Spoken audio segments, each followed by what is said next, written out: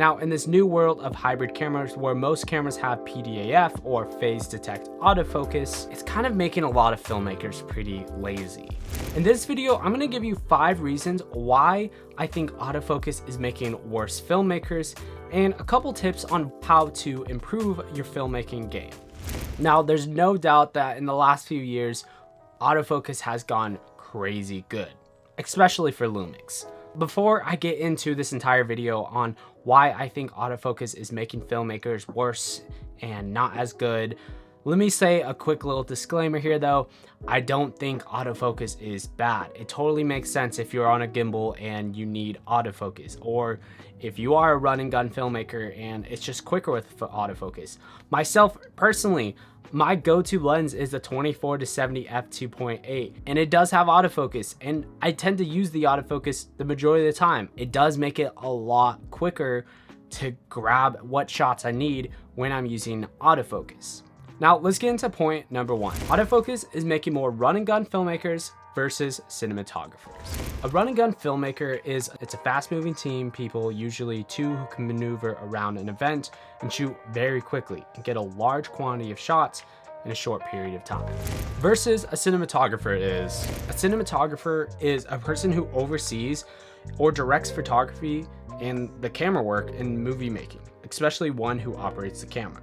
Now, here is where some of the problems come in. We can make a ton of run and gun filmmakers today, but we're not making a ton of cinematographers.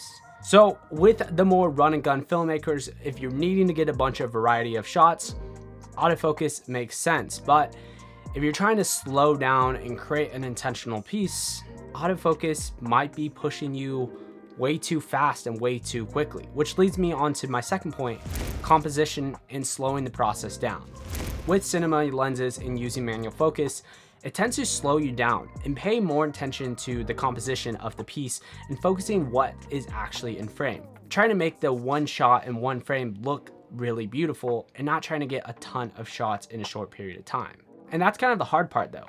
Today, a lot of filmmakers need a ton of different shots. They need to make social media content for their clients, and they're just trying to get as much diversity as possible, which makes autofocus make a ton of sense. To become a better filmmaker, you need to slow down the process and what you're actually filming, and that's when manual focus and using cinema lenses comes in place. My third point is the quality of glass. Now, there's no doubt when you are using that cinema lens, or if you've ever used a cinema lens, there's just something different about the lens. It provides a higher quality of glass, it gives it more character and more vintage feeling, and that's why a ton of cinematographers and DPs use a ton of different glasses when they are filming a certain project. There is a ton of different options, and all these cinema lenses give a different type of characteristic to the final look. It's kind of why a lot of filmmakers will say, pick your lens system instead of picking at your camera body. Now, my fourth point, it limits your growth. What I mean by this is the fact that if you want to get more and more into filmmaking, you want to get onto bigger sets and bigger crews, you're not going to be the camera operator and you're not going to get hired for the job if you're requiring autofocus. You're not going to really get hired out to become a DP if you're not being able to be efficient at focus pulling. You're not going to be getting hired as an AC if you're not going to be good at focus pulling. You have to learn these skill sets to further advance your career if you want to choose so. There's nothing wrong with sticking in your lane and sticking to $5,000 to $10,000 to even $15,000 projects and using cameras like the S5 IIX with autofocus, using cameras like the Lumix G9 Mark II. There's nothing wrong with that. Autofocus is great. I use it on the majority of videos I'm creating for my clients currently. But the issue comes in is when you want to start pushing yourself farther into your career and you want to start shooting bigger commercials or bigger projects that have bigger budgets and you're shooting on Reds or ARRIs, you need to be able to pull focus, or you need to know how to pull focus if you are required to. And my last point, it takes away perfection, or it's just too perfect. The fact is, sometimes autofocus can easily miss, or it could be trying to pull focus in a certain direction and shift and hunt for what your subject is and do things you might not want it to do, and that's the issue with autofocus. You can easily tell when some shot is using autofocus based on the way it is pulling or trying to hunt for focus at a certain part of the image. Now, my second part of this little point is it's too perfect. What I mean by this is sometimes it's natural when you're feeling the shot and the focus is barely touching and it's just starting to get there. When you're using autofocus, sometimes it's just too snappy. Sometimes it's too quick. Sometimes you can put your hand in front of the camera and put it back down and your face is perfectly in focus, and the rack focus is not smooth. It's not quite there like using a cinema lens. When you manually pull focus, you are in control of what the look is and how it looks when your image is shifting or when your subjects are moving around. You're fully in control, and you can make it look not perfect and have some of those imperfections, but they're more natural imperfections, versus when autofocus messes up, it's noticeable. When manual focus messes up, well, it's also noticeable, but when it's a smooth, just tiny imperfection, it just adds a little bit more characteristic to the video, and that could be debatable.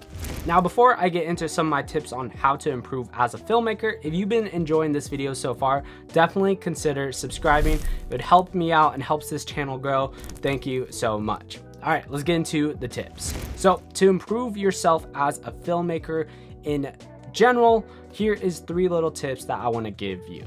Tip number 1 is just try to pull focus on cinema lenses. Now, if you don't own cinema lenses or you don't know anyone who owns cinema lenses, rent them. They're not crazy hard to rent lenses or rent cinema lenses and rent adapters to whatever camera system that you may have. This is ideal if you want to create a spec project and you want to rent a camera and rent some lenses. It's a good time to practice using them on your own projects instead of using them on client projects and figuring it out in the moment. Do it for yourself. Don't mess up when you're actually getting paid. Do it on your own budget and on your own projects. My second tip is going to be pull focus for someone else. Try to get on projects as first AC to pull focus. Maybe invest into a wireless follow focus system or just rent one to use on your own spec projects. It's a good idea to learn how to pull focus, especially if you want to start advancing yourself in the career. You don't just tend to start off as the DP. You tend to work your way up as a PA. Maybe you're doing some BTS, then you're on grip, and then maybe go to first AC, and eventually you're becoming a DP. Now, you can easily jump into the first AC role or the second AC role, and sometimes you might even jump in as a DP role. But it is good to have that practice as a first AC to pull focus on sets, actually get used to pulling focus even when someone else is operating the camera. Have that communication skills. It's really, really ideal to be able to pull focus for someone else, and it gives you more confidence when you need to pull focus for yourself. Now, my third tip, if you don't want to spend any money, just turn off your autofocus. This is a good idea if you are on a spec project or if you're just shooting for yourself. Turning off your autofocus, slow yourself down, make some better composition, focusing on the specific shot or type of movement you're trying to capture, and use manual focus on your autofocus lens. Now, there's a couple gripes with this in particular. The fact is, when you are pulling focus on an autofocus lens, if it has a continuous focus ring, there's no hard stops and no easy way, and it could tend to skip a little bit sometimes with the focus breathing itself. It's not as fluid and not as responsive as a cinema lens, because cinema lenses are physically moving glass to pull your focus. But it's a cheap way, and if you already have the tools available, this is the cheapest way to start improving your focus game, by just turning off your autofocus on one of your own shoots.